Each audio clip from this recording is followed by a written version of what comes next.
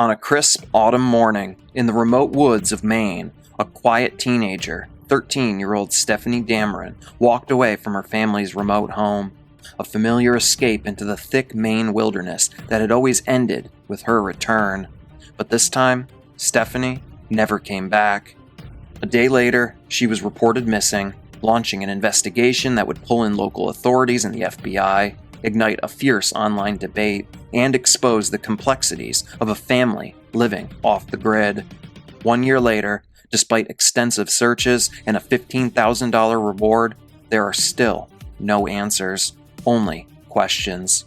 Did Stefanie run away, or did something far more sinister happen in the quiet Maine woods? This is The Disappearance of Stefanie Damron. Now, before we dive into today's story, I want to recommend Surfshark VPN. Now, this isn't an official sponsorship, but hey, Surfshark, if you want to sponsor me one day, I'd totally be on board. So, I've been using Surfshark VPN for about 6 years, and I love its features. It's a high-performing and affordable VPN with great long-term plans at affordable prices. Surfshark also offers a 30-day money-back guarantee, so you can try it risk-free. VPNs enhance online privacy and anonymity by routing traffic through secure servers, masking IP addresses, and having a no-logs policy. Surfshark works well for streaming on apps like Netflix. Netflix has a vast library of movies and TV shows that aren't available in the US or other countries, and using a VPN like Surfshark can help you access a different country's entertainment. I use Surfshark regularly and recommend it to anyone interested. My link in the description box below offers 1 month free with a 1-month plan or up to 3 months free with a longer subscription. In full transparency, I receive rewards for each person who uses my referral link, but I want to make it clear I never try to sell my audience on something I don't personally use and believe in.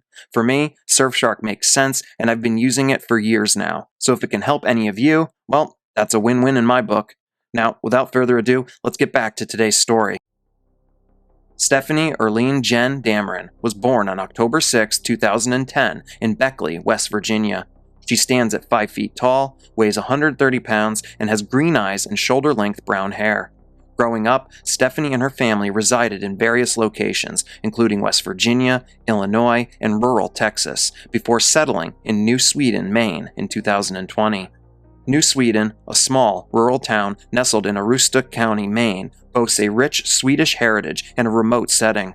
Located in a heavily wooded region of northern Maine, not far from the Canadian border, the town spans an area of approximately 34.6 square miles, primarily consisting of land with dense forests and rolling hills. New Sweden has a population of around 577 people, underscoring its small and secluded nature. In New Sweden, Maine, the Damron family embarked on a new chapter of their lives by purchasing a 26-acre property. Initially, they resided in a simple tent while embarking on the journey of homesteading. Their lifestyle has been marked by a profound commitment to self-sufficiency and a deliberate separation from mainstream society. Seeking a remote and secluded location, they chose to settle in an area close to the Canadian border, nestled half a mile into the dense woods. Over time, they constructed a unique and rustic structure resembling a yurt or geodesic dome, spanning approximately 200 square feet. Remarkably, this home lacked running water and indoor plumbing, relying solely on a generator for power. However, they did have access to internet service through Starlink, which the father, Dale Damron, employed as a disciplinary tool. He explained that taking away video games and the internet for his children proved to be an effective means of punishment. Stefanie and her 5 siblings were homeschooled and taught only basic skills and had limited interaction with the outside world. Stefanie's parents stated that they expected Stefanie to eventually attend the Job Corps program to earn her GED. Stefanie's mother revealed that her daughter had no friends outside the family. The children were not involved in extracurricular activities such as sports or clubs. The family also shared their home with an unrelated elderly man named Richard, whom they treated as a grandfather figure. With some backstory out of the way, that now brings us to September 23, 2024. Now, there isn't a ton of details about what exactly happened, but according to Stefanie's parents, she had an argument with her sister and was left extremely upset afterwards. Stefanie, looking to calm down, proceeded to put her boots on, and she left the home. She then ventured into the woods in a direction that she had traveled numerous times before. According to what's reported, this was not abnormal for Stefanie. She was known to go for a walk in the woods whenever she was looking to relax and calm down. As the sun descended that night and darkness enveloped the area, Stefanie failed to return home. On September 24th, Stefanie's father, Dale Damron, contacted the police and reported his 13-year-old daughter missing.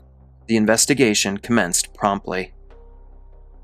Upon arriving at the isolated Damron residence, the police conducted an initial search using canines to track Stefanie's scent. Over the coming days, more extensive searches were conducted, involving ground and aerial searches that covered over 4,500 acres surrounding the Damron property. These searches employed canine teams, horses, drones, aircraft, and computer modeling to overcome challenges posed by the dense tree cover and seasonal weather conditions in the area. In May of 2025, a 2-day intensive search operation was conducted, involving 65 law enforcement officers and search and rescue team members. Despite these extensive efforts, no confirmed sightings or significant clues were discovered at all. In addition to these search efforts, the police also conducted a search of the Damron residence. They seized and examined electronic devices and conducted numerous interviews with the family. According to the police, the family has cooperated with them in every way possible. With little clues turning up, in December of 2024, the FBI announced a reward of up to $15,000 for information leading to Stefanie's safe return or the arrest and prosecution of anyone involved in her disappearance. Today, as I record this, marks the 1-year anniversary of Stefanie's disappearance. From what's been reported, the police and family are no closer to having answers than they were the day she never came home. Which begs the question, what happened to Stefanie Damron? Now we are going to dive into some speculation, theories, and talking points within the case. The Damron family's relocation to Maine was driven by several factors. Prior to their move, they resided in Rusk, a small historic town in East Texas, serving as the county seat of Cherokee County. With a population of around 5,200 people, Rusk was not a haven for the Damrons. Their past was marked by a history with law enforcement and child protective services. Stefanie's parents were arrested for marijuana possession and child endangerment. The incident occurred when they were found intoxicated inside a McDonald's restaurant, leaving 2 of their children unattended in the car. As a result, they temporarily lost custody of their children for 6 months. Lisa Marie Damron was initially charged with abandoning a child with intent to return, but later pled guilty to a lesser charge of deadly conduct and received a deferred sentence. The Damrons endured a bitter legal battle to regain custody of their children. Once they finally had them back, they decided to move to Maine and start anew. Simultaneously, they embarked on a new off-the-grid lifestyle. Another concerning aspect of Stefanie's life was the living arrangement she endured. For nearly a year before her disappearance, her parents resided in a camper located about a mile away from their homemade shelter. Stefanie, her older sister, and the unrelated elderly man named Richard, who was treated as a grandfather figure, lived in the yurt. This separated living arrangement had reportedly been in place for nearly a year. However, just days before Stefanie vanished in September of 2024, the entire family was reunited in the yurt.